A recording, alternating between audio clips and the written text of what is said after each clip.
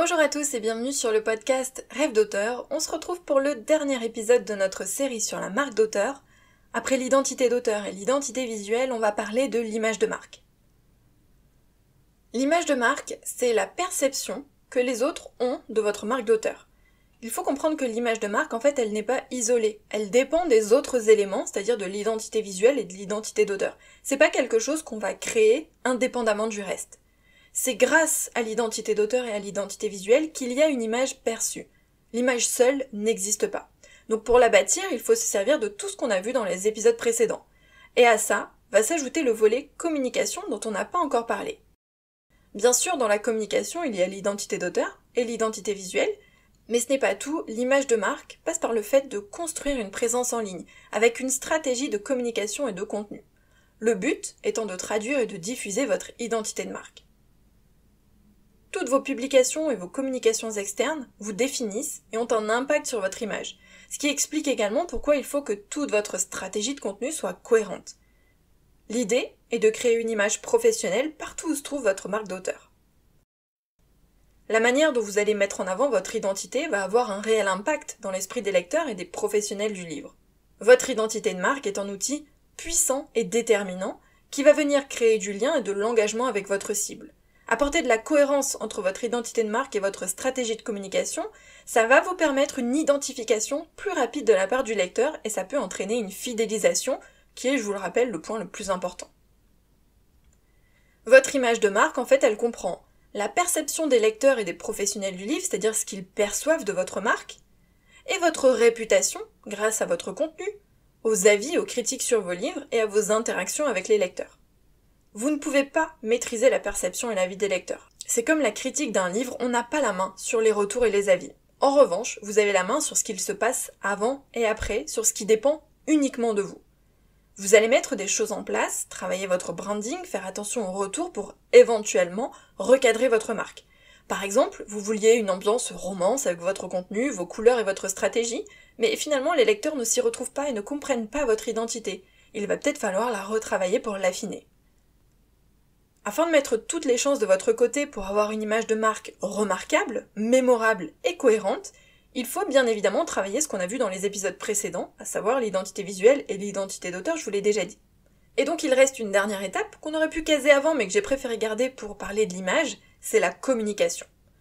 Quelle stratégie de communication vous allez mettre en place pour diffuser votre marque et peaufiner votre image ? Cette stratégie, elle implique de bien connaître sa cible, c'est-à-dire qui sont vos lecteurs et où sont-ils. Quel est votre univers et votre genre de roman ? Quels canaux de communication seraient les plus adaptés pour les promouvoir ? Combien de canaux voulez-vous gérer en même temps ? Quel format vous plaît le plus ? Avec quel format vous sentez-vous le plus à l'aise ?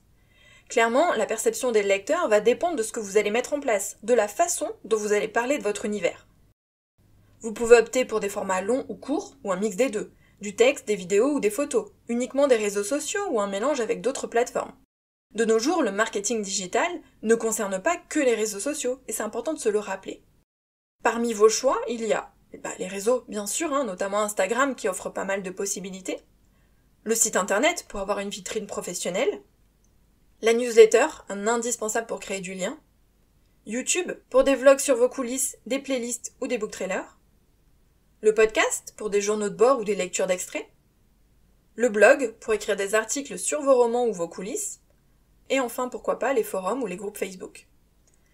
Dans un autre registre, on pourrait également citer la publicité, et en dehors du cadre digital, on peut aussi citer les salons ou séances de dédicaces puisque tout ça entre dans le cadre de la communication. Sur tous ces canaux de communication, vous allez devoir respecter votre marque d'auteur à travers votre identité d'auteur et votre identité visuelle.